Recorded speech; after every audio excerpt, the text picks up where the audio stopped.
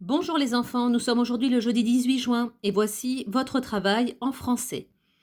Lecture de l'épisode 4 de Baba Yaga, page 84. Vous avez donc la lecture de cet épisode sur la chaîne YouTube. 3 exercices de compréhension sur cet épisode 4. Premier exercice, vous devez numéroter les dessins dans l'ordre de l'épisode 4.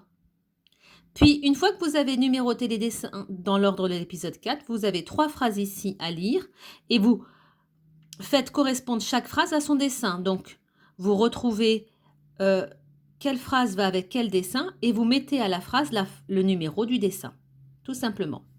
Deuxième exercice, vous avez un petit texte à trous. J'ai mis les endroits où il manque un mot. 1, 2, 3 et 4. Voici les 4 mots qu'il manque dans le texte. Terrible, magique, énorme et grand. Vous lisez le texte et vous placez ces 4 mots au bon endroit dans le texte. Troisième exercice, remets les mots dans l'ordre et écris la phrase. Lisez d'abord tous les mots.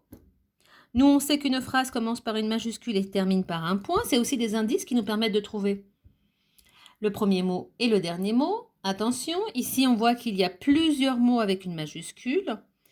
Mais attention, ces deux-là, ce sont des prénoms. Donc forcément, ils ont des majuscules. À vous de reconstituer la phrase dans l'ordre, s'il vous plaît. Deuxième partie de page. Ici, vous avez donc un exercice sur l'ordre alphabétique. Vous pouvez revisionner la vidéo sur l'ordre alphabétique 1, puis l'ordre alphabétique 2, puisqu'ici, je vais vous demander de ranger des mots dans l'ordre alphabétique. Rappelez-vous qu'il faut d'abord entourer l'initiale de chaque mot, la première lettre de chaque mot, et ensuite réciter l'alphabet dans sa tête. Je vous ai remis l'alphabet ici pour vous aider, les enfants.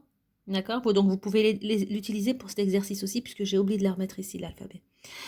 Et je vous demande ensuite, une fois que vous avez rangé ces mots-là dans l'ordre alphabétique, de m'indiquer à quelle catégorie de mots ils appartiennent. Et donc, vous le notez.